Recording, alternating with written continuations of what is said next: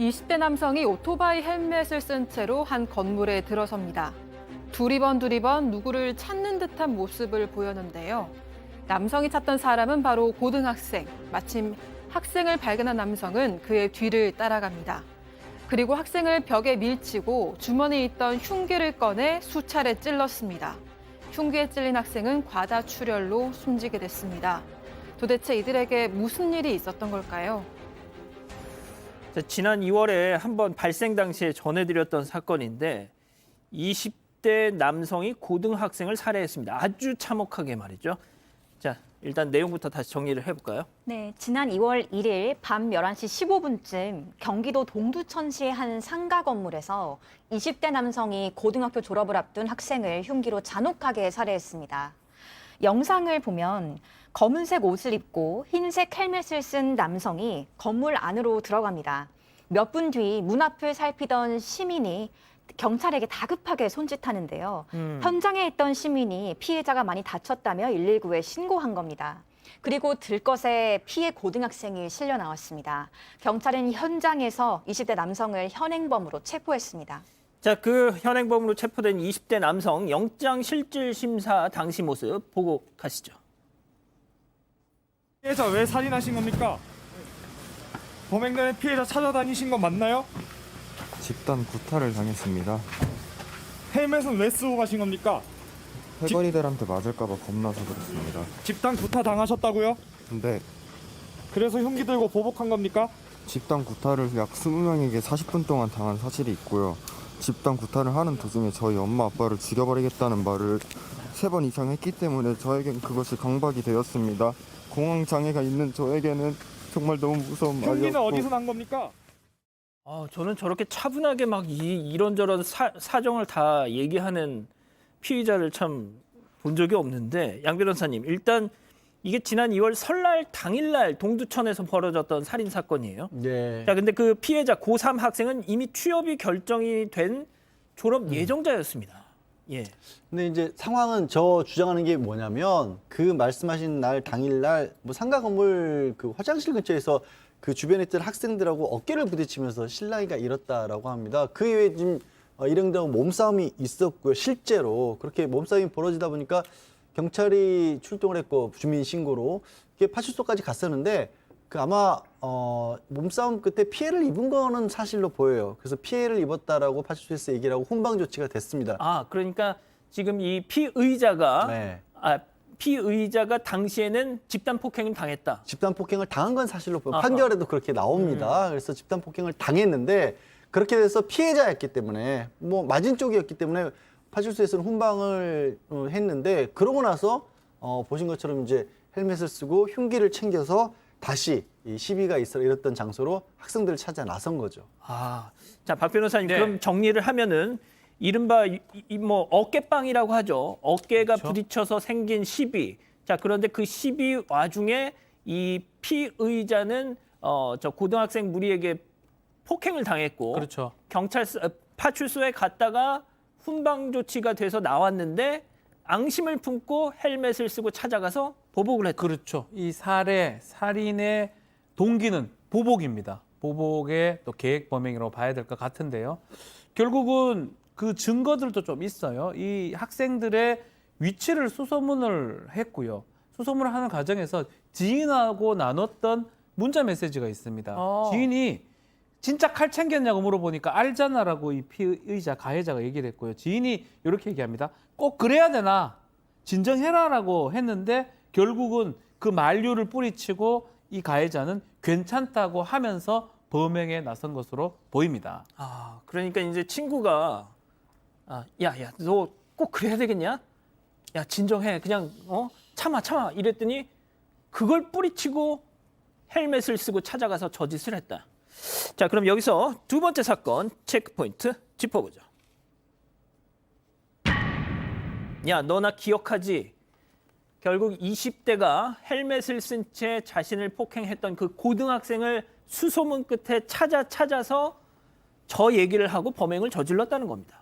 원래는 아마 이제 이 사람이 자기랑 어깨를 부딪힌 그 사람의 대해서 보복을 하고 싶었을 텐데 아마 이제 찾다 보니까 그중 일행을 이제 본 것 같습니다. 물론 이제 뭐 일행으로부터 본인이 집단 폭행을 당했다라고 생각을 했기 때문에. 그런데 이제 나오는 얘기가 너나 기억하지라고 하는 것은 이제 공격을 하기 직전에 상대를 확인을 한 것으로 보이고요. 그리고 아까 이제 그 얘기 나왔는데 평소 이 성격은 보통은 아닌 것 같아요. 왜 그러냐면 친구가 진짜 칼 챙겼어 그랬더니 챙겼어 안 챙겼어가 아니라 알잖아. 그러니까 너 나 알잖아 이 소리예요. 그러니까 이제 상당히 이제 어떻게 보면 그 사람들이 그 이 한 사람에게 폭행을 한 거는 이 사람도 상당히 이제 성격이 보통이 아닌 것 같은데 실제로 뭐 어떻게 보면은 뭐 그 중에서 다 전부 다 자기가 보복을 할 수는 없고 한 사람을 특정해서 그 사람을 집중적으로 공격을 한 것으로 보입니다. 예, 박 변호사님. 네. 지난달에 결심 공판이 있었는데 검찰은 이 사람한테 무기징역을 구형했었어요. 그렇죠. 살인죄가 되죠. 살인 같은 경우는 사형 무기 5년 이상의 징역인데요. 이제 무기징역 구형한 이유는 상당히 잔혹한 범죄다라고 검찰은 봤던 걸로 보입니다. 특히 피해자가 이 교교생이에요. 또 이 피고인이 이 교교생을 살해하려고 미리 범행 도구를 준비했고 이 피해자를 찾는 과정에 또 피해자한테 흉기로 무려 64회나 이게 찔러서 살해하는 등 이 수법 자체가 매우 잔혹하다라고, 그래서 사회로부터 영구히 격리할 필요가 있다라고 봐서 검찰에서는 당시 무기징역을 구형을 했었습니다. 재판부의 판단은 어땠을까요? 징역 16년이었습니다. 그러니까 재판부에서는 폭행을 당한 게 사실이라고 할지라도 이게 이 범행을 정당화할 수는 없다. 당연한 얘기입니다.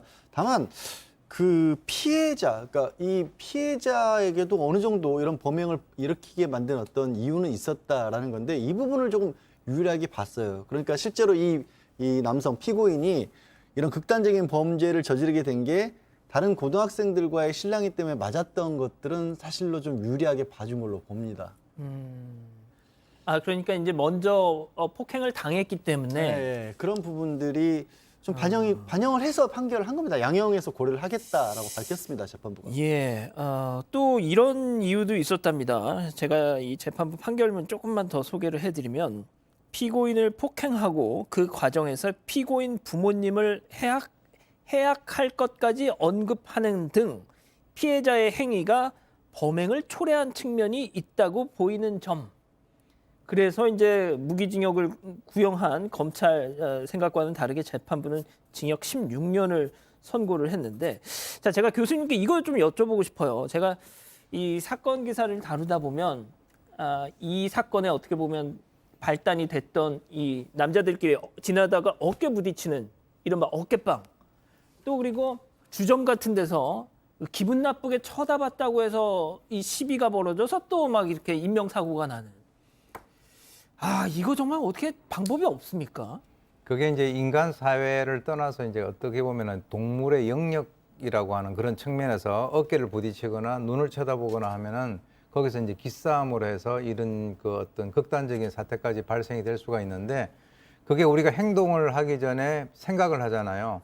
그럼 내가 이제 화가 나면 내가 이렇게 하면은 좀 시원할까라고 하는데 그 결과가 어떤 건가 하는 것이 세 번째고요. 그것을 생각하지 않고 순간적으로 확 넘겨버리면은 결행을 해버립니다.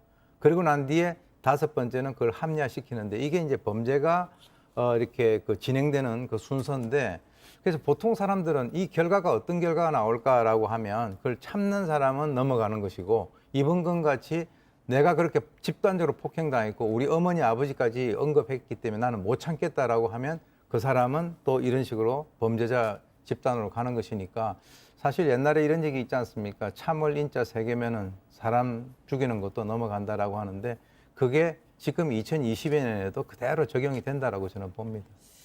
자, 이게 양 변호사님, 그런데 말이죠. 이게 지금 우리 가족 여러분들께서는 뭐랄까요? 64번이나 이제 흉기를 휘둘렀단 말이죠.